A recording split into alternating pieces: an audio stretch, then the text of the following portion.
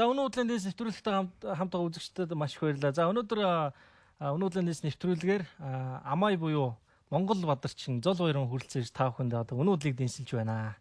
За дараагийн мэдээлэл маань нэг бас засах хэрэгтэй байгаа шүү. Юу яасан? Ерөнхийдөө Монгол бадарчин гэдэг одоо төсөл бол явж байгаа да зүгээр. Би ч нөө бадарчин байха болоод яг 10 хоног болж байна. Яг үндсэндээ сая 9 жил гаруй бадарчин амьдраад нэг хайх хэвээр олох хэвээр юмдаа олоод ирсэн. Тэгээ одоо ингээ бадарчин гэдэг бол одоо бадарчин гэдэг нэр байхгүй болно. Тийм. Тэгэхээр яг зүгээр одоо юу зорих вэ гэхээр дараагийн олон залуучуудыг бас энэ одоо энэ чинь Монголын эртний соёл шүү дээ. Энэ хүмүүс болохоор энэ шашин гэж ойлгоод байдаг. Энэ шашин биш. Энэ зүгээр л өрдөө магадгүй хизээ нэгэн цагт тэ одоогоос хэдэн жилийн дараа 10 жилийн хөтөлбөр ч гэсэн тэ нэг 8-аас 10 дугаар анги хүрэхээр залуучууд ингээд үүрэгч хүрээд өөрийнхөө энэ нэг хүч чадал тэ өрдөө боломжоо ингээд үзээд хол явдаг тийм л соёлыг л бас нэвтрүүлэх ажил хийж байгаа. Монголчууд бол маш том гүүр болж өгч гэнэ гэсэн үг шүү дээ. Одоо жишээ нь таны номыг бариад одоо танаас мэдээлэл аваа те. Одоо дэлхийг тойр яг таны явсан замаар. За одоо хамгийн наадсахын жишээ гэх юм бол маш хямд зардлаар те. Хамт зардлаар товч яаж товчилж явах вэ? За үнтэй бол та бол одоо бүх л мэдлийг одоо өөртөө авахулсан. Одоо тэр хүмүүс ердөө бүгдийг л үзэж байгаа шүү дээ. Яг бол миний ном бичээд байгаа шалтгаан юу гэхээр дараагийн залуу одоо юу гэдэг хүн болгон ингэ боломжоор явж чадахгүй шүү дээ. Тэ? Хүн болгон тийм боломж. Гэтэ хамгийн боломжтой аргаар яаж аяж болох вэ? Бис монголоор саяж болж байгаа байхгүй. Жишээл монголоор би замын унаанд даагдал явцсан. Монгол бол таймын газар шүү дээ, тий. Тэгээд янз бүрийн газруудыг үзэж болж байна. Монгол яг үндсэндээ энэ залуучуудыг одоо нэг юм хайрсаасаа гарахад нэг тийм түлхөөц гэж юм хийж өгöd байгаа. Тэгээ тэр утгаараа бадарчин байсан. Дээрээс нь бадарчин байхдаа зөндөө олон юм хайж олж ирсэн. Тэгээ одоо ингээд дараагийн одоо юу гэдэг амьдрал руу орж байгаа нэг хэлбэр гэсэн дээ. Ямар ч сан бадарчин байхаа болоод 10 тонж байгаа. Тий. За, Сувдаа маань таныг зурж байгаа. За, Сувдаа маань маш гоё зурдаг. Тэгээд таныг нэвтрүүлгийн төгсгөл яаж зурсныг одоо танд өөрчилж үзвэл бэлгэлэх байгаа. Их гоё зурдаг зураг. За, ингээд дараагийн мэдээлэл маань аялахтаа дээлтэй яваарай гэд. Тий. Энэ их надад их таалагдсан. Үнэхээр гоё мэдээлэл байсан. Тэгээ таны өөрөө чинь тэмдэглэж бичсэн блогоос би авч ирсэн. Канадын Торонто хотод буух үед нэлээд хүйтэн өдрүүд таарсан. Гидсээрээ задгаа барууны хувцастай бээрсэн хүмүүсийг харах үед улам дулаан оргиж байсан дээлнийхүү сэтгэлийнхөө өвөл болон сэрүүн хүйтний улиралд аялал дээл болон хамгийн тохиромжтой хувцас гэдгийг өөрийн биеэр мэдэрлээ. Харин зуны орчин үеийн хотын амьдрал тохирсон загварууд гаргах нь чухал байна гэдэг. Дээлний загвар чухал байна гэсэн. Тэгээ дээрэс нь таныг дээлтэй ингээ гадаад явахаар чинь гадаад их хараад Монгол гэдэг их бахархаад хүндлээ те тийм явжсэн гэж би үзчихсэн юм. Яг өмнөх одоо замд явахдаа бол би тэгэл аль болох анхаарал татахгүй л явж байгаа шүү дээ. Өөрөөр усын нуугаад явсан дагаа гэдэг чинь тэгэл Африк яг ядруу зэцүү газрууд бол навсаагаад явжлаа те. Европт болохоор бас нэг англаад ердөө яг нөө усын нуугаад явсан даа. Саяны төр болохоор би яг дээд Монгол гутлаа аваад ердөө Монголын бүх юмудаа аваад тэгээ Монгол маягаар яг явсан. Ердөө энэ Монгол дээлтэй ердөө Монгол хүн ямар хүн хандах нь те тухайн улс нь одоо шил үнсрэг үзтэй хот юм уу улс юм уу гайгүй гадны хүмүүст дийлдэг хандд юм уу те Аз хүмүүст ямар хандж байна гэдээ одоо энэ судалгаанчил явж байгаа шүү дээ. Нөгөөтэйгөр ердөө энэ дээл гээд одоо бид нэр ингээд үнсний хувцас те энэ ямар учиртай юм бэ? Аялалд ямар учиртай ингээл те тэгэл тэрийг өөрийн биеэрээ мэдэрч ийж одоо би энэ дээлэн тухай би ойлголттой болж байгаа шүү дээ. Одоо жишээлбэл яг дээл бол монгол хүн бас алхахгүй байсан мэдэгдэж байгаа. Тэ маш урт байдаг чинь алхахад бас их одоо би нөгөө нисгээс наашаа ингээд алхахад орж ирэхэд бас бодож лээ. Дээлийг бол одоо зарим загварууд нь ингээд доогоороод ингээд алхахад зориултаа бас загвар байж болох юм байна гэж бодож байлаа. За тэгээд монгол гутал гээд ботход те энэ өөрөө бас өөр загвар те хэлбэр гальбарнс өөр штэ. Тэгэд энэ бүх юмыг төвшөж үзэл нэг ойлголт болж ирсэн. За яаж ирсэн дээлтэйгээ одоо аялахад бол өстой бүр гайхамшигтай гоё гэж хэлэх бол маш олон тохиолдод байсан. Одоо жишээл үгүй яг наацхан жишээ гээд годамжаар ингээд явж байхад хүн болгон тэгээд бүр зүгээр ингээд музейд явж байгаа годамжинд явж байгаа хүн болгон хурж ирээл баг энэ гутал асууна. Гутал дээд асууна. Тэгээд ингээд энэ гар хийцийн гутал гэдэг чинь бол маш үнэтэй гутал шүү дээ. Дээрээс нь Монгол гутал. Тэгээд энэ Монгол гутал чинь хээ угуулз муугуулз одоо нөө дэлхийн нөө загварын ертөнц гацчихад байгаа шүү дээ. Тэгэхэд бид нэр ингээд Монгол гутлыг зөв өнгөөс сурсаа гарах тийм гарцсан бол байна. Ягаад бол байга асууж байна. За дээрээс нь дээлтэй ингээд явхад хүмүүс ингээд мэдэж байна. Тэ? Монгол тийм Монгол гэл тэ бүр ингээд тэгээд яг зөвөр клуб бар маранс ингээд орж утсан л дээ. Ямар Мексик гэж байна. Америк тэр Нью-Йорк хотоор явж байгаа шүү дээ. Тэгээд Канад маа тэгээд ингээ харж байхад одоо шил ингээ охтууд мохтууд хүртэл ингээл те хоох ингээ Монгол юм уу те ямар гоё ингээд ямар хот ингээд гэдэг шүү дээ. Хот гэж үгээд шүү дээ те. Тэр натаа ингээд цуг явж байгаа найзууд хүртэл бүр гайхсан. Одоо тэр Канадын найзууд шүү дээ. Тэд нар ингээд бүх ямар сони юм бэ гэдэг байгаа байхгүй. Тийм байдгүйгээд бүр тийм байдалтай байна л да. Тэгэхээр юу хэлж байгаа гэхээр дээл гэдэг юм бол нэгт ингээд яалч хүний хүндэтгэлийг хүлээд юм байна. Одоо манайхан ч ингээд бид нар ингээд яг нэг 3 үеэр ингээд тархиа угаалгацсан хүмүүс одоо нэг зөвлөлтөө ингээд маш хүчтэй нөлөө одоо өөрөөр Европын нөлөө байсан тий Оросын нөлөө байсан Орос соёлын нөлөө хилний соёлын нөлөө байсан одоо Америкийн нөлөө байна тий дээрэс нь Монгол залуучууд Японд амьдарсан юм уу дундад улсад амьдарсан юм сурсан юм уу Франц сурсан юм уу гэдгээр тэр улсуудын нөлөөгөөс аваад ирсэн тий одоо Солонгос болцсон залуучууд байгаа шүү дээ тий тэгээ ийм бүх нөлөөллийн дунд ингээд бид нар ойлголт ямар одоо бол ихэнх залуучууд ойлголт юу байгаа гэхээр дээд гэхээр энэ хөдөөнийх гэж нэг ойлгоод байгаа байхгүй тий а гэтэл эн чин хөдөөнийх биш эн чин Монголынх гэдэг юм яг одоо би Монгол юм бол дээд гэдэг юм надад байх хэвээр одоо би бол тийм ойлголт эн чин бас тодорхой хугацаа ингээд өөрөө явж иж ойлголтод хүрж байгаа шүү дээ тэгтэл өмнө нь болохоор би ялгаагүй л одоо нөө электро хөгжим транс барууны Европ шиг болохгүй ингээд тэр хувцаг л өмсөөл тэр хувцас бараг л байвал амар гоё санагддаг байлаа шүү дээ. Гэтэл ингээд одоо энэ дэлхийгээр ингээд үзээд хараад юу болгож байгаа гэхээр үгүй ердөө өөрөөхөө байхад гоё юм ба штэ. Тэ? А дээрээс нь би ингээд энэ дээлийг яагаад өмсөж байгаа гэхээр нэгт ингээд усаа сурсан. Одоо ми юун дээр ингээд далбаа харагдчихж байгаа. Тэгээд далбаагаа харуулаад хүн болгонд энэ бол Монгол шүү те. Надад уулзаг гэсэн метронд ороод суухад миний цүгний хойдолд эмжээд Монгол эгээд ичсэн л байгаа. Тэгэхээр монголчууд тэгээд тэг хүмүүс хараад эн чин гадаа маш хүтэн байгаа. Тэ маш хүтэн ингээд хүмүүс бэрц явж байхад би дээлтийг инег л явж байгаа байхгүй ягаад гэвэл үгүй эцэст ингээд бид нэр хувцыг тэ ингээд гой харагдах гэж өмсөж гэнэ үү эсвэл дулаахан байх гэж өмсөж гэнэ гэдэг сонголт бас байгаа шүү дээ. Улаанбаатар одоо шил бид нэр ингээд өвлийн Монголын өвөл гэдэг чинь одоо Парисын өвөл биш ээ тэ Милан фэшны өвөл биш шүү дээ. Монголын өвөл бол өөр өвөл. Тэгэхээр Монголын өвөл зориулсан бас орчин үеийн загвартай дээлүүд бас гарах хэрэгтэй л болчиход байгаа байхгүй юу?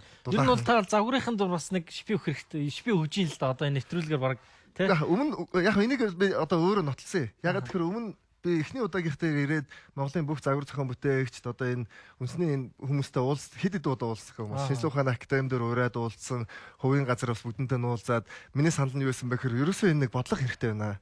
Тэ одоо ингээд яг төр бол угаасаа ингээд баруун зүүн улс төр намаа болцсон тэр хамаагүй зүгээр бид нэр ингээд компаниуд нэгдээд ийм одоо үндэсний имийг энэ бол зөвхөн одоо юу гэдэг Монголд ингээд монгол хүн дээл өмсөх тухай би одоо яриад байгаа биш шүү дээ. Дэлхийд 7 тэрбум хүнтэй том зах зээл байна.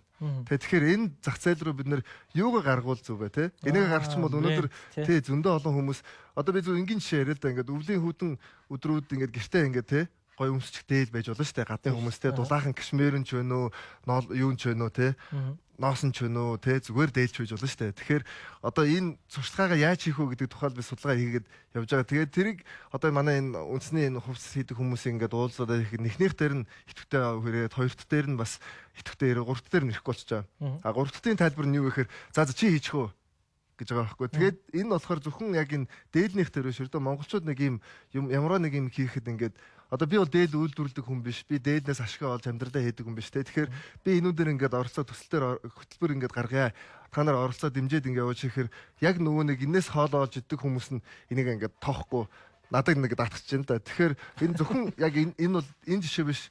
Төрдөөс нь тийм байгаа. Манайх ингээд зүгээр нэг Facebook дээр одоо бол ингээд нэг ямар нэгэн дургуун үрсэн юм дээр лайк юм уу, шеэр юм уу, комент биччихээд тэгээ тэрүүгээр илэрхий одоо өөрийнхөө юу гэдэг бодлоо илэрхийлж ингэж ойлгож байгаа. Тэгэл өөрийнхөө амьдралаа хөөдөг те. Тэгэхээр ийм байдал шиш яг ямар нэг юм хийгвэл тэрийн хөдлөө ингэж яваад эцэг нь харж ээж эн чинь үр дүнгээ гарна шүү дээ. Тэгээд одоо өнөөдөр би яг юу л жихэр манай загвар зохион бүтээн дээр ердөө энэний нэг юм хөтөлбөр би бол зохион байгуулалт төсөлтөд ирсэн те. Тэгээ энэ төсөл дээр ингэж яасан бүгд оролцооч ээ. Энэ одоо жишээл зөвхөн одоо жишээл одоо наадам гэж байж байна те. Наадмын стадионд бүгдээр дээлтэйгээ ордог бай. Ягаад эн чин гадны оперийнхэн гэхэд заавал костюм нөө смокингд орох хэрэгтэй гэж байна. Клуб дисконд ороход заавал бажингтай одоо юутай орох хэрэгтэй гэдэг дүрмэл байдаг шүү дээ. Тэгэхээр Монгол үндэстэн бид нар ягаад Монгол хүн дээлгүй гэж бас болохгүй шүү дээ. Яг үнээртэй бол. Тэгээ дээрэс нь бид нарын дээлчин өөрөө одоо энэ аялалд ингээд би сая ингээд юу анзаарсан гэхээр ирэхэд эдээр нэг жоохон болж байгаа. Одоо би энэ юудэн гэхэл юудэн бол би ингээд Нью-Йорк хотод ингээд хүүтний өдрүүд ингээд хоош нь уйчаад ингээд явхад эн чинь нэмхэн юм. Гэхдээ дотор нь торох хийцэн гэж салхи нэвтрэхгүй. А тэгээд ингээд ирэвчгэд ийм авсаарах юм болчихж байгаа. Ийм авсаарах юм миний одоо зарим үед ингээд яг автобус хүүтэн өдрүүд байна. Одоо нэг юугаа асаа чинь эйркон асаа чинь зарим үед бас хүүтэн газрууд удаан хүлээх үе шүү дээ. Тэр үед дээлээ ингээд шууд нөмөрчин. Тэгэхээр дээл миний хувьд бол хүнжил болчихж байгаа. Дээрлчихэж байгаа. Тэ. Дээрээс нь өмсөө явхад хүмүүс ингээд одоо хүн ингээд яг би ингэж бодож байна л да одоо жишээл бид нар нэг тэмдэглэл дээр бичээсэ. Одоо ямар ч үнэтэй те тэр Gucci ч өнөө тэр Louis Vuitton-ы гутал брэнд өнөө те тийм гуталтай ингээд хүн явж байхад хүмүүс хойноос гүйж ирж байгаа шүү дээ бүр ингээд. Хөө энэ гутлыг хаанаас авч болох вэ? Яаж юу гэж болох вэ гэж асууж байгаа би тийм тохиол сонсож байгаагүй байхгүй юу? Тэгэл үнэтэй гутал юм байна гэж. Тэг их тохиол үнэтэй боловч ямар ч тийм би тав тухтай биш те. Хөл өвтгсөн. Тэгээ дээрэс нь халуун хүтнэ. Тэгэхэд Монгол гутал чинь бол хүүтний үлрэлд бол би ингээд дулаан өмсөн өмс чинь те дулаахан байгаа байхгүй юу? Тэ тэгээ дээрэс нь хүн хүндэлж байна. Тэ дээрэс нь анхаарал татж байна. Тэгэхээр одоо ингээд үзүүлж асуугаад fashion гэдээ бид нэр яриад байгаа. Өнөөдрийнхөө би одоо ингээд яг өмнө ингээд Монголд байж байхдаа Монголыг яаж хардаг байсан гэхээр эдгээр шиг ингээд нэг зургатаа гарч байгаа хүмүүс шиг л байхыг л хүсдэг байсан шүү дээ. Ялгаагүй би ч одоо зөндөө олон хүмүүс хэвээрэл байгаа. Гэтэл би ингэж явж ирээд юу харж байгаа гэхээр хүүгөө бид нар чинь яг өөрөөрөө байвал гоё л шүү дээ. Өөрөөрөө байгаад харин өөрөөрөө байгаад бусдыг өөрөх шигэ байлгая л да. Одоо бид нар хангалттай яг үндэ ирэхэд би ингээд одоо Монголдо ирчээд яг гадаад байгаа юм шиг надад байгаас санагдж байгаа. Яг гэвэл яг ийм байдал Африкч байсан. Африкт бүр ямар байсан гэхээр одоо шил инхгүй бол одоо баг хүн биш ингэнэ. Одоо Европын соёл шиг хувцлахгүй бол хүн биш. Баг тэ бүдүүлэг одоо not civilized гинэ. Тийм үнэл хөгдөг байсан гэж шүү дээ. Тэгэхээр юу хэлж ийнэ гэхээр үгүй ердөө бид нар өөрөөрөө байна гэдэг нь буруу байх тийм арга ямарч байхгүй шүү дээ. Гагцгүй байна бид нар өнөөдөр одоо шил юу гэдэг нь дээл гэдэг бол одоо аялалд ингээд тохиромжтой юм байна. Гэтэ өдөр тутмын амьдралд бол дээл бол бас жоохон хэцүү байгаа тий. Тэгэхээр тэгвэл энүүн тохирсон хувцас хийж л да. Энэ загварыг гаргах чи үйлдвэрлээд эхэлж байгаад бол эн чинь зөвхөн би ингээд нэг юм одоо юм идеологч юм яриад байгаа биш ээ. Үнсрэг үзэлч яриад байгаа биш. Энэ том эдийн засаг яриад байгаа. Дээрээс нь бид нар яаж ихээр хэрвээ дээлээ бид нар орчин үеийн загварт оруулаад дотоодоо хийдэг болчих юм бол бид нар энэ их хэмжээний мөнгө алдахгүй дотоодоо бүх хувцас үйлдвэрлэж чинь дээрээс нь эргэн тойрны одоо манай усуудад экспортлно. Дээрээс нь Монголд ирээд энэ дээл бол өстой аял гоё юм аа гэд энэ бүх ингээд хамгийн тохиромжтой энэ загварууд нь гаргачих юм бол энэ дээлээ чинь авах хүмүүс бол дэлхийд зүгээр 7 тэрбум хүн байгаа шүү дээ. Дэлхийд бол үнэхээр 7 тэрбум хүн байгаа. Энэ 7 тэрбум хүн зүгээр Gangnam Style гэдэг дуу YouTube дуу ганцхан дуу зохиогоод дэлхийд бүжиг гаргачихад байгаа шүү дээ. Бид нар бүхэл үндэстэн байна. Наадмаа зохиодог хөөми одоо би зөвөр хөөмигэрс ингээд үзэл дэлхийн зөвөр ингээд хөөмиг ингээд ангаахгүй байгаа хүмүүс байхгүй байна. Тэгэхээр ингээд биднэрт байгаа бүх юмаа ингээд яаж гарах вэ гэдэг судалгаа хийгээд төсөл авчрахын тулд би одоо 2005 онд гарсан шүү дээ. 2005 онд гарахдаа би тангар өгöd гарсан. Яг гэвэл би энэ нэг уул уурхайг би эсрэг гэж яриад байгаа биш. Уул уурхайгаас бид нар илүү их өөр төслүүд одоо хэрэгтэй шүү дээ. Энэ аялал жуулчлалыг хэрэгтэй байна. Дотоодын үйлдвэрлэлийг юу гаргах хэрэгтэй вэ? Бид нар одоо би жишээл тэр махны тухай ярьж байгаа санаа нь юу гэхээр энэ дэлхийд Монголын бидний хийж байгаа мах шиг амттай мах байхгүй шүү дээ. Тэ Японд одоо шил хилэн $100 мах байна. Бид нар юу $100 вэ? Манай монхий чинь бүр тэрнээс илүү үнэтэй зарах боломж. Дэлхийн хамгийн үнэтэй одоо дэлхийн хамгийн юу гэдэг боломжтой хүмүүст бид нар тийм мессеж өгөх хэрэгтэй байна. За бид нар бол захиалга хөргөх асуудыг шийдэж өгөө. Баталгаатай махын үгүй. Танаа гэр бүлд хамгийн сайн махыг тэ ингээд энэ мал бол ингээд нэг фарм дотор тэ хашаан дотор ингээд элдв хийм ингээд хариулаад яатсан биш. Жихэн байгалийн жамаар. Үнэхээр чадахгүй өвдөд яаж байгаа бол байгаль өөрөө ингээд өвөл цэвэрлээд тэ хамгийн хүчтэй ингээд хэдэн мянган жилээр амьдарсан тийм хоол хүнсийг бид нар хангаж өгье. Тэ хамгийн сайн сархтайч бид нар хангаж өгье. Бид нар одоо ингээд нөгөө нэг яг энэ нэг юм 90 одоо юу гэдэг 70 80-аад оноос ингээд 90 онд төрсэн 90 оноос ингээд 2010 онд төрлөө шүү дээ. Энэ нэг процесс явж байгаа шүү дээ. Одоо бид нэр 2010 оноос 2040 он гэхэд бид нэр одоо өөр бид нэр дэлхийн улс орнуудыг зөвхөн бие ч аялжаад байгаа биш. Натаа зөндөө олон хүмүүс аялаад үзэл ойлгоцсон байгаа шүү дээ. Яас натаа адилхан юу ойлгосон бэ гэхээр Монгол хүн Монголоос өөр хаач гоё амьдарч чадахгүй гэдгийг л ойлгоцсон. Яг бол Монгол амьдрал бол үнэхээр жаргаж байгаа бид нэр. Одоо зүгээр ингээд 3 сая хүнтэй ийм том газар нутагтай. Газар нутгууд ингээд хашаа машаа татчихаагүй те. Гэмт хэргийн байдлаар бид нар бол гэмт хэрэгтэй гэдэг гэмт хэрэгтэй газруудыг мэдгүй хүмүүстэй гэж яриад байгаа байхгүй юу? Тэ өнөөдөр бид нэр эдийн засгийн асуудлаа шийдээд дотоодын асуудлыг ганц өөр асуудлаа шийдээд тэгэд их орондоо гоё амьдрах тухай одоо яриад тэрийг шийтгэл асуудал байгаа.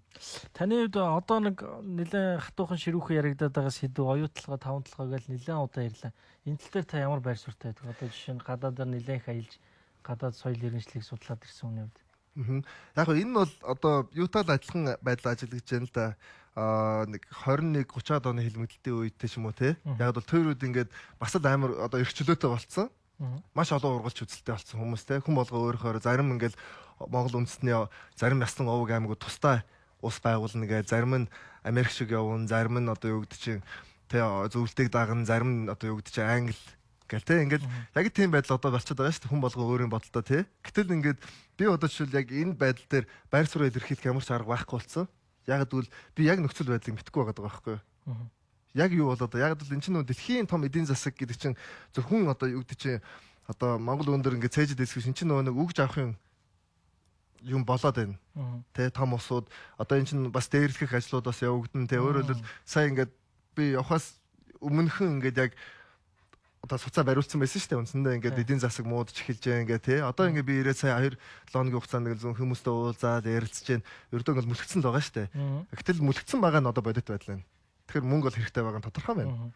Тэ? Яагаад мүлгсэн гэдэг асуудал бол өөр асуудал. Өнөөдөр яаж асуудлыг шийдэх гээд байна гэдгийг бас би аль талаас харж байна. Тэ? Тэгэхээр ингээд би өнөөдөр бол байр суурь илэрхийлэх боломж байхгүй. Энийг бол зүгээр түүхэн талаас ирээдүйд яаж харах вэ гэдэг юмыг л би зөв таамаглах гээд байна. Энэ зөв байсан юм уу, буруу байсан юм уу? Яагаад гэвэл 21 он одоо 24 оноос бид нэр зөвлөлтийг даахын зөв буруу байсан гэдээ ярьжлээсэн. Тэгээд дараа нь нэгсдээ буруу байсан, дараа нь зөвч байсан тий. Асгүй бол зөв байж байгаа дараа нь буруу болсон ч юм уу. Тим зүйлүүд байгаа шүү дээ. Тэгэхээр одоогийн энэ асуудал бол яажсан ингээд нөгөө нэг олуулаа хилцүүлнэ хэрэггүй гिचээр хилцээл байх хэрэгтэй. Тэгээд алдаа оноогийн засаал байх хэрэгтэй. Энэ чинь ингэж л явдаг. Тэгээс төгс бүх юм ингээд бүх хүмүүс нэг санаатай болоод нэг юм хийн гэдэг ойлголт бол бас харцангуй л ойлголт л та. Түрүүн таны хэлснээр ерөнхийдөө монгол хүн монголоороо байж тэ өөрийнхөө сэтгэж өөрийнхөө чадж байгаа бүхнийг л брэнд болгоод жишээ нь зүгээр дээл үндэсний хувцаараа бид бахархаж дэлхийн тавцанд гаргах хэрэгтэй. Энэ бол маш том амжилт гэж одоо таны ярианаас би анзаарлаа. Би ч гэсэн ингээ бодоод үцхэд үнэхээр л монгол дээлийг за гадаад хүмүүс Монголд аялал жуулчлаар ирдэг. Дээл хүмүүс их аягүй дуртай байдаг шүү дээ. Худалдаж аваад тодорхой хэмжээнд өмсдөг. Гэхдээ тэр нэг үсрээл 10-20 хүнд худалдаж аваа явж байгаа. Гэтэл тэрийг гадаад үйлдвэрлэх боломжгүй. Гэтэл бид нэр өөрсдөө дотооддоо үйлдвэрлээд дээлийг Монгол хутлыг ингээд гадагшаа явуулах юм бол одоо гадаадын валют нааш орж ирнэ. Бид Тэгэхээр зөвхөн дээл биш шүү дээ. Энэ ердөө Монголын жишээ нь энэ л дээ. Тийм, Монголоос бүр ингээд зүгээр би яг нөгөө нэг одоо хамгийн зөв ингээд одоо юу гэдэг чинь хамгийн анхааралтай судалгаа хийгээд одоо үндсэндээ нэгт өдрөөс би ингээд ерөнхий сайд, аялал жуулчлалын сайд тий Улаанбаатар хотын засаг дарга энэ бүх хүмүүстээр өсөлт тавьж байгаа. Уулз тех тэр нь юу гэхээр одоо энэ Монгол залуу 86 улсаар явж ирээд зөндөө олон юм олж харлаа тий. Одоо би ингээд төсөл санал болгоё. Тэ болно штэ. Одоо ийм олж мэдлээ тайлагна. Одоо яг бол Монгол бадарчин гэдэг төсөл чинь өөр болох нийгмийн ажил байхгүй. Ягаад энэ ингээд энэ одоо энэ намаа дурсч л да зөвхөн жишээл. За энэ нэр намаа мартсан. Бидэггүй хаасаа сууж байгаа юм биш. Тэгэд яг энэ ажлууд чи юу хийж байгаа гэхээр энэ нийгмийг өөрсдийнхэн тулд тэ өөрсдөө заавал минийхэр зүв байх албагүй штэ. Би бол зөвөр олон залуучуудын нэг залуу болгон эдийн засаг судалж байгаа залуу нь эдийн засгийн шинэ онолыг авчираад тэгээ энэ бүхэн нийгэмд ингэж боловсрж одоо буцалж ээж юм гарч ирэх болчиход байгаа байхгүй юу? Энэ бол энэ хамгийн зөв зам шүү дээ. Тэгэхээр миний хувьд болохоор одоо энэ маш олон төслүүд ингээд цуглуулад авирлаа. Одоо өөрөөр хэлбэл би юу хийсэн бэ гэхээр энэ дэлхийн хүмүүс гэж хин бэ гэдээ судалж байгаа. Тэ? Одоо энэ тэр хүмүүс юунд дуртай, юунд дургүй бид нэр тэр хүмүүст юу санал болгож болох вэ? Одоо бол том зах зээлийн тухай яриад шүү дээ. 300 сая хүнтэй, тэрбум 500 сая хүнтэй, 140 сая хүнтэй гэдэг ийм хүнтэй зах зээлүүдэд бид нэр юу санал болгох тэр багцуудыг би барьж ирж байгаа. Одоо надад бол жишээл улс төр мөр тэр бол чухал биш шүү дээ. Ягд бол хүн болгон ялгаагүй улс төр бүгд шүмжилж байгаа. Миний хувьд болохоор одоо шинэ үеийн залуугийн хувьд бол зөвхөн шинэ төслүүд саналууд тавиад энийг ажиллах тэр нөөник системийг хөтөлбөрийг гаргаж ирээд тэд ажил болгож үзье. Тэ? Одоо би бол үндсэндээ электро гэдэг хувьсгал хийж явах үед бол би түрүү тийжээс 2001 онд бол за Монголын залуучуудын бол доороош 50% нь электро сонсдог болно гэж хэлж байхад хүмүүс инээдэг л байсан. Тэр үед бол тэгээд тэр үед чинь дөнгөж ингээд одоо рок поп хөгжим бол яг угаасаа байсан эстрад бол хөгжим бол угаасаа хүч авсан зохиолын дуу дөнгөж гарч ирж байгаа 2000 оны тухай ярьж шүү дээ. Одоо 15 жилийн өмнө тэгээд хипхоп хөгжим одоо ингээд нэг 20-од хамтлаг ингээд те яг ингээд хүч авж байгаа тий гарч байгаа. Гэтэл тэр дотор шив шинэ гарч ирээд өнөөдрийн хамгийн эрч хүчтэй явж байгаа урсгал бол электро байгаа. Тэ? Гэтэл бид нэр 2001 онд электрог эрч хүчтэй орсон учраас бид нэр 2005 он гэхэд Монголын залуучууд зүгээр дэлхийн нэг урлагийг мэддэг л болсон байсан. Тэр бол заавал электро хүн болгон сонсох албагүй. Гэхдээ энэ бол Монголын нийгэмд ороод ирсэн л байгаа байхгүй юу? Бид нэр тэрийг ойлгож мэдсэн байх хэвээр. Тэнд дэлхийн урлаг юмч. Гэтэл Америк нэгдсэн улс өөрөө ингэж энэ нэг Америк нэгдсэн улс болохоор нэг том корпорациудын бүх энэ медиа шоу бизнесийг хатгсан байдаг. Татсаар хагаад 2010 он гэхэд өнгөж электро болж эхэлж штэ. 2010 он гэхэд нөгөө нэг хипхоп хамтлагч бүгд нэг юу болцсон байна. Электро данс хөгжим дуулдаг болчихж штэ. Тэгэхээр хүн болгонд сонирхож байгаа болохоор тэгэл тэгэхээр энэ урсгал дэлхийн урсгал өөрөө ингээд дэлхийн хүн төрөлхтөн чи өөрөө ингээд байнга хувьсан өөрчлөгдөж байгаа. Нэг юм сонсоод удаан сонсоод иж чадахгүй шүү дээ. Тэгэхээр энэ хувьслыг урьдчилаад харчаад би ч одоо рок н ролл рок ч юм уу ингээд одоо эстрад ч юм уу поп гэдэг ингээд явж байгаа хипхоп урсгалыг хараад ойлгочхоор энэ дараагийн урсгал гаж хэм тодорхой байгаа шүү дээ тий. Тэгэхээр тэрийг маш богино хугацаанд оруулах нийгэмшүүлчих асуудал байгаа. А одоо болохоор юу болж байгаа гэхээр за одоо ийм байгаа юм бол Монголын үндэсний хөгжмөө бид нэр яагаад оруулж болохгүй юм бэ? Гэхдээ энийг ингээд хүчлээд авах биш зүгээр энэ пропаганд оруулах хэрэгтэй шүү дээ. Одоо бид нэр нэгдүгээр ингээд хүүхдүүд Монгол ямар дуунууд мэддэг байх хэрэгтэй юм бэ? Хоёрдугаар ингээд 9 дуу жил болгонд 9 дуу оруулаад байх юм бол одоогийн 10 жилээр төгсөж байгаа хүүхдүүд зөвхөн хамт ингээд суугаад тий хамт суухад цог дуулах дуутай болчих байхгүй юу? Тийм шүү дээ. Тий? Одоо бид нар чи ягаад одоо энэ одоо юу гэдэг чинь агсан уур хилэн энэ олон ингээд зодоон зохион гарч байгаа шалтгаан юу гэхээр бид нар сархтыг хүртэх ёсыг ингээд хэрэглээд байгаа боловч нэг гол соёлоо хэрэглэх байгаа байхгүй юу? Ягаад бол энэ сархтыг хүртгэж сэтгэл нэгдчихэж байгаа. Тэгэхээр тэр үед ингээд сайхан дуугаа дуулахаар чинь тэр дуу дуулчаа дараа нь ингээд алан шүү гэж хашгирдаг хүн бол байхгүй болчихж байгаа шүү дээ. Энэ сайхан ээжигээ дуулчин нөгөө нэг хүртчээж хүний сэтгэл ингээд тавигддаг. Бүх юм чөлөөтэй болдог. Тэрэн дээрээ бас уур хилэн нэмэгчтэй ингээд холио манай. Тэгэхээр чин тэрийг бид нэр эртээрөөс ягаад ингээд найрын эхний 3 дуу явуулдаг. Ирсэн хүнийг заавал ямар ч зорилготойгоор ирсэн байж болно ш тэр хүн бол тий.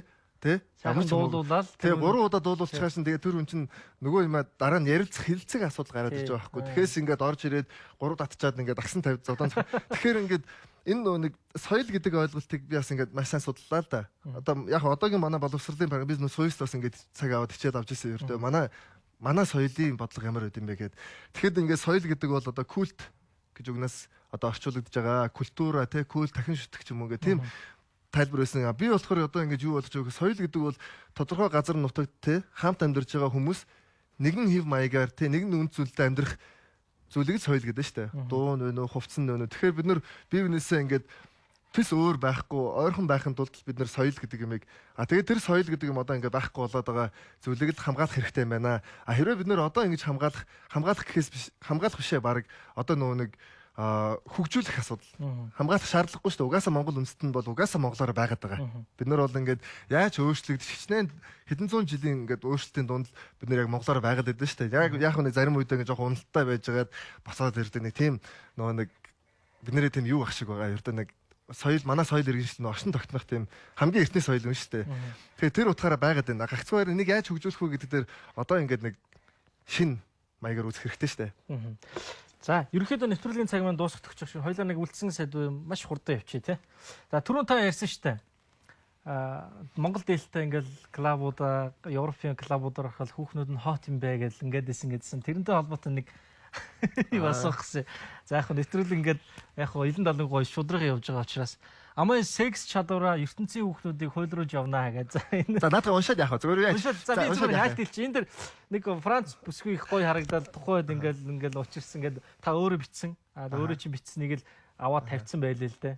Одоо олон сар жилээр ингээ аялж байгаа үед бол иймэрхүү юмнууд бас байдаг шүү дээ. Яг за энэ бол яг ямар үед бичигдсэн гэдгээс эхлэе л да. Энэ болохоор одоо би чи Африкийн баг сүүл үед нь явж байна л да. Сүүлийн бичиж байгаа гэсэн. Тэгэхээр 3 жил хагас ганцаараа. Хүмүүс яг одоо ингээд аялах гоё гэд нөгөө нэг би багтаа тэгж боддог гэсэн. Чихэр үйлдвэрт ажилладаг хүн их гоё байдаг гэж боддог гэсэн л да. Тэгтэл яг гоё гэдэг юм баг тэр хүний чихэр бол зүгээр л ажна шүү дээ. Нэг удаа нэхний өдрөө бол яг идэж магадгүй дараа бол идэхгүй шүү дээ. Миний хувьд ч нөгөө нэг намайг хүмүүс аялахад их гоё гэж боддог боловч 7 хоног аялахад бол гоё байхгүй юу? Яг бадарчлаад явна гэдэг бол өдөр шөнөгүй энэ байнгын зам тэг ганцаараа тий. Хоолноос гарч чинь яг бол өглөө өдөр орой дандаа ганцаараа хоол идэв шүү дээ. Тэгэд энэ үед чинь ингээд маш ганцаарч явах үед яг одоо ингээд бас нэг тийм залуу хүний үед яг нэг сэтгэлийн биений таашаал болж байгаа шүү дээ. Тэгээд тэр зүйлээ тийм зүйл болоод тэгээ би яг тэр үед чинь маш их юм одоо залуу өөрийгөө олж мэдхийн тулд энэ өөрийн бичлэгтэй бол одоо өөрийн стил гэж ярьдэн шүү дээ. Одоо зохиолч хүн бичлэг хүн тэг би өөрийн бичлэгийн стилээ хайж авч байгаа үедээ би юу гэж бодсон хэрэг ягаад бид нэр ийм бичлэг бас байж болдго юм бэ? За би яхаа тэгэл бүх мууг нь өөрөө л угаасаа энэний өмнө болохоор намайг тэгж доромжс гүтгсэн одоо нэг сонин яасан гэхээр яг одоо сонингоо борлуулалтаа гэсхэнд бол намайг гүтгэж доромжсон те маш муухай битсэн. Ердөө бол би тэр хүнийг одоо бол ингээд хайж л байгаа. Ердөө тэр хүнийг би болохоор зүгээр нүүрлэн харж асуумаар байгаа. Энэ гэр бүлгүй хүн те ямар муухан хүн байхаар Монгол хүн ингээд тийч явж байхад ингээд хойноос доромжилж гүтгэж бичээд тэрүүгээр мөнгө хийж байгаа шүү дээ. Зүгээр сонингоо зарах гэж байгаа те. Тэр хүний амьдрал дээрэс нь тэр нөгөө далбаагаа мандуулаад явж байгаа хүн юу бодох вэ гэж бодоагүй л байгаа байхгүй. Тэгэд энэ дөр яасан гэхээр ердөө ингээд нэг Монгол яг ийм соёл бас байдаг юм байна. Тийм эротик гэдэг нь далангуу тий. Яг эротик гэдэг чинь бас нэг муу зүйл бол биш шүү дээ. Тэг ягаад амьдрал байдаг зүйл. Байдаг зүйл тий. Гэтэ жоохон нуугдмал байдаг болохоос. Тий, ягаад ярьдгүү. Тэгээд нэг нь за би өөрийгөө золиосоо тавьчихдаа л гэж бодсон. Ягаад бол манай аав багш бүгд мэдээж маш хатуу хүлээж авна шүү дээ чинь. Тий, юу лээгээд. Тэгвэл би энэ зориг гаргаад битсэн.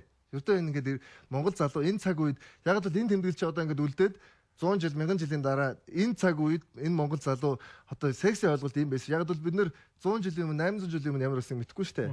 Манайхан ингээл дандаа юмыг муудлаас нэгэд ярьдаг тохиолдол маш их байдаг. Гэтэл тэр үеийн ингээд бүх соёл бүх өвлөгдөж ирсэн зүйлүүдийг ингээд хараад байхад энэ талын зүйлүүд маш их одоо үн чухал те ердөө чухал зүйлүүд их байсан байж тээ. Ураг холбогдсон те бодлого эн чинь бүхэлдээ зүгээр нэг шүний асуудал эн чинь бүр уус үндэсний асуудлуудын хэмжээнд шийдэжсэн зүйл байсан юм байна гэдгийг л би зүгээр ойлгоод энэ нэг хувийн өөрийнхөө зүйлийг битсэн. Тийм байлаа. Тэгээ яг энийг тэгэхээр энэ бол үнэхээр уулын биенийг хаагаад устгасан. Энэ өөр газар дээр байна л да. Би одоо батцсан. Тийм. Ер нь бол уншихад бас яг одоо яг таны оронд л байгаа юм шиг мэдрэмж төрж илээ. Ер нь бол яг ямар ч хүн уншсан. Тэр яг тэр нэг орчин яг таны өөрөө яг юу хүсэж тэмүүлж ийсэн те. Нэг жоохон эротик үг. Дараагийнх нь юу байна? Дараагийнх. За, ерөөхдөө нэвтрүүлэг маань дуусчин. Тэгээд бас хоёлаа нэг маш товчхон ярьчих. За, Монгол Бадарчин Амаагийн тэмдэглэл ном Хүүхэд залуусын ширээнд ном болно гэж 4 бот ном гаргацсан байгаа тий. За энэ болохоор Атах хуйг сайд одоо үндсэндээ ингээд Монгол залуу шүү дээ. Би бол хин нэг гэхгүй зүгээр л Монгол залуу шүү дээ. Зөндөө олон залуучууд өөр өөрөөр юм амжилт байгуулад хийж л байгаа тий. Миний хувьд болохоор ингээд хамгийн хол замыг туулсан. Хизээч өмнөх түүхэнд зөвхөн Монгол гэхгүй гадны улсуудын түүхэнд байхгүй тийм газрууд нутгийг шүрэл туулаад далбаагаа мандуулаад бүх тэмдэглэлээ бичээд судалгаагаа хийгээд тий. Тэгээд тэр нь болохоор гэр бүлийн дэмжлэгтэйгээр. Гэр бүл гэдэг чинь одоо манай аав ээж бүх цалин бүх юунасаа гэр бүл ах トゥ хамаатаа садан найз нөхөд ингээл бүгд тодорхой хэмжээгээр ингээл хөрөнгө оруулаад ингээл явж байгаад ирээд одоо ингээд ном гаргаад ингэсэн чинь төр засаг анхаарал байхгүй. Тэ? Одоо тийм л яг хөө миний хувьд бол муухай байсан л ягаад гэвэл ягаад нэг хүлээж аваад уулзаад ингээд бас сонсч болохгүй юм бэ гэх тэ. Тийм үе тэгсэн чинь Алтан хуйг сайд яг албан ёсоор анх удаа хүлээж аваад тэгээд за хийж байгаа юм зүв байна тэ. Яаж дэмжих үгээ тэ. Тэгээ миний хувьд бол яасан за миний хувьд бол ингээд би бол одоо жишээл хувийн асуудал бол зөндөө л байгаа шүү дээ. Хувийн санхүүгийн асуудал бол зөндөө гэр орон юу ч байхгүй шүү. Одоо би үндсэндээ дугуйтай компьютертай Монголд одоо ингээд амьдралаа ихтэх гэж зогсож байгаа шүү дээ. Одоо шинээр амьдрал тий. Тэгтээ яг тэр үед чинь бол Бадарчны хувьд бол надад хувийн хүсэх юм байхгүй. Миний хувьд юусэн гэхээр за миний хувьд зорж байгаа зүйл бол энэ ном байна. Энэ номд бол би амь насаа золиосон байж хийж байна. Одоо тий энэ номны өөрийнх нь өртгөн бараг 50-60 мянган төгрөгөөр эн чинь дэлхийн тойр хайл орж иж ном бүтэж байгаа. Энийг болохоор ингээд 15 мянган төгрөгөөр худалдаанд гаргаж байгаа. Тэрний татвар ингээд одоо дэлгүүрийн татвар гэдэг дээрээс нь усын татвар гэдэг нэмэхээр надад үндсэндээ бол яг бараг энэ номны зардал одоо ойрын нэг бараг нэг 5-6 жил зарлаа нөхгүй явж иж дөнгөж нэг юу авах байхгүй баланстай орно тий. Ийм ном байгаамаа гэсэн. За тэгвэл наад номын чинь одоо энэ сумуудын номын санд авъя. Тэгээд энэ санхүүжилтөө чиний ингээд тий одоо аялын дараагийн судалгааны ажилд хэрэг болно гэдэг. Тийм одоо бол миний хувьд бол улс хинж ямар ч улс төр ярьсан энэ ингээд зүгээр ингээд ах хүний хувьд те төрийн төшөөний хувьд бол би ингээд хувьдаа маш их баярлсан. Манай гэр бүлсэн баярлсан. Тэгээд надад төрийн талбай өгсөн. За ингээд дараагийн улсууд судал гээд. Тэгээд миний одоо эн чин 70 дахь улс байсан юм аа. Америк нэгдсэн улсаас ирээд те одоогүй байсан. Тэгээд одоо 86 чи 16 улсад одоо засгийн газар надад даасан талбайг мандуулаад явсан. Тэгэхээр өөрөөр хэлбэл зүүн Амд Азийн улсууд бол яг аялал жуулчлал хөгжсөн улсууд бол боломжийн Америк нэгдсэн улс бол боломжийн Канада бол боломжийн шүү дээ. Гэтэл урагшаа нөгөө Мексик, Цексик, тэр Гондурас те юуны Никарагуа, гэж улс тэр бол хэрэв аргийн хүмүүс яваад байдаг улсууд биш шүү дээ. Энэ чинь бараг харанхуй болоход цагдаа зэрэг нь өөрсдөө нуугчанд ордог улсуудыг далбаага ингээл мандуулаад явцсан. Үүрэгчтэйгээ те тэгээд шаардтай үе дээлтэйгээ яваад ингээл явсан. Тэгээд хамгийн гол нь би юу амсан гэхээр энэ аялал жуулчлал гэдэг юмыг би судалж ирнэ гэдгийг би амс. Хамгийн гол амлалт байсан. Яг тэгвэл одоо үндсэндээ энэ номыг олон нийтэд ингээд миний энэ номд хөрөнгө оруулалт хийж байгаа бол энэ ном чинь буцаад ингээд аялд. Энд чинь аял ингээд өдөрт 50-аас $100 зардал гарч байгаа шүү дээ. Энд чинь унаа орно, виз, за тэгээд тэр янз бүрийн буудал тий. Буудал гэдэг чинь би гэр оронгүй хүн чинь тэгээд буудлал буу шүү дээ. Нэг бол буудал, нэг бол зохицуулна. Тэгээд яг хөө эрчим сайдын яамтай газар бол эрчим сайдын яам дээр төр өртөөлнө тий. Эрчим сайдын яамд өртөөлөхгүй бол энэ чинь зарлалын асуудал бол маш хэцүү байгаа шүү дээ. Тэгэд энэ асуудал гараад үндсэндээ анх удаа ингээд залуугал үндсэнд дэмжиж байгаас нь тийм төрөөс анхаарал тавьсан асуудал. Өмнө нь болохоор яг сайн байна гэд гар барьцдаг. Тэгээ гэтэл нөгөө нэг энэ юм хийн гэдэг чинь мөнгө санхүү маш их асуудал гарч байгаа шүү дээ. Өнөөдөр чинь би одоо ингээд миний одоо хүмүүсээс ингээд одоо энэ ажил авсан ингээд хөрөнгө санхүү гэдчихсэн маш хэмжээний мөнгө шүү дээ. Энэ чинь тэгээд би буцаад ингээд нийгэмдээ оруулахгүй бол болохгүй. Тэгээд одоогийн хийж байгаа зүйл одоогийн ингээд төслүүд нь юу вэ гэхээр энэ за аялал жуулчлалыг хөгжүүлэх бол маш тодорхой төслүүд байна. Одоо бид нар ингээд дэлхийн хамгийн гоё газарт байгаад байгаа хүмүүс аахгүй уулна. Ийм том зах зээлтэй газар. Бид нар тэрийг ойлгохгүй өндөр ингээд зүгээр байгалаа ингээд энийг зарья гэж яриад байгаа боловч энэ аялал жуулчлалыг хөгжүүлээд юм хийчих юм бол зүгээр Монголын зүгээр зам төв одоо энэ жижигхэн таксинаас авахудаа цааны газар энэ бүх сумдуудад одоо ингээд санхүүжилт хөрөнгө оруулалт орно шүү дээ. Яг бол нэг жуулч Монголд ирээд зөвхөн өдрийн багада $50-100 ингээд өгөөд явж байгаа хүмүүс аахгүй юу? А би тэр $50-100 өгж байгаа жуулчдыг биш өдөрт ороож тэ $500,000 Монголын санхүүд оруулж болох тэр жуулчд руу хөрж болох тэр сувгуудыг төсөл болгоод хайдарч байгаа байхгүй юу? Тэгэхээр одоо ингээд энэ одоо энэ төслүүдэд ингээд санал болгох тэмэл ажил байгаа. Яг өглөөж авах үгүй юу гэдэг асуудал бол тусдаа асуудал байгаа да зүгээр. А яаж гэсэн миний ингээд одоо нэг үүргийн хувьд болохоор энийг ингээд хийчихэл гэж бодож байгаа. За ямар ч тантай ингээ яриад ах юм бол үнэхээр цаг бол үнэхээр бага юм байна. Бараг 3-4 цаг ярьсан ч гэсэн маш сонирхолтой сэдвэр. Үнэхээр монголчуудаа үнэхээр маш сайхан мэдээллийг тавал өгнө. Тэгээд би ч гэсэн бараг амчаа орох гол ангаагаа шахуул үлдлээ. Тэгээд нэвтрүүлгийн цаг үнэхээр дуусчлаа. Үнэхээр богинохон санагдлаа. Уулын нэвтрүүлэг маань бас нэг цаг эртээ уртын явуулна.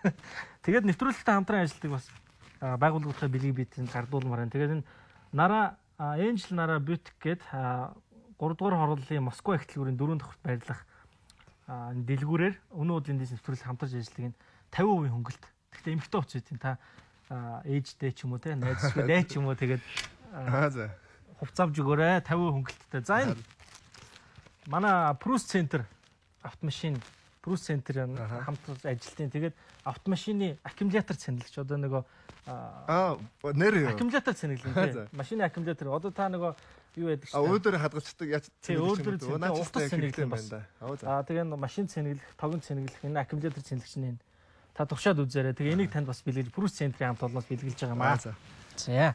За манай. За баярлалаа. Сүүлчийн бэлэг маань. Вау. За манай Сувдагийн бэлэг. За. Тэр нэг юм зураг болсон юм байна. Супермен болсон юм байна. Дэлхийг тойрон аялсан Супермен. Суперменийн тухай кино хүмүүс бас нэг юм ойлгодгоо. Супермен ч нэг одоо зөндөө олон бааtruуд байдаг шүү дээ. Би нэг энэ мэдээллийн чанар юм хэлчихэ. Зөндөө олон баатар байдаг. Супермен цорын ганц дэлхийн биш хүн байхгүй юу? Дэлхийн биш. Тий, өөрөөр хэлбэл чинь нэг түүх яаж хийдэг хар гаргаас нэг солиртой ороод ирдэг шүү дээ. Тий. Дэлхийн биш цорын ганц Супермен гинэ. Одоо бус нь бол дандаа нэг хүн ингээд хувраад өөр болцсон байдаг шүү дээ. Тий. Аалзанд хатгуулаад ч юм уу. Тийм байдаг. За баярлалаа. За энийг шууд өрөөндөө тавих нь дээ. Тий. За ингээд их хүндэд үзэгчтэй өнөөдрийн маань нүүдлийн дэс нэвтрүүлэг Амай буюу Зол баяр оролцож одоо та бүхэнд бас өнөөдөр өөрийнхөө аялал болон энэ Европ, Монгол бүх улсуудын талаар та бүхэнд өнөө өдрийг дэнсэлж бас сонирхолтой сайхан ярилцсан маш баярлалаа. Тэгээд дараагийн нэвтрүүлгээр иргэ уулзлаа түр баяртай.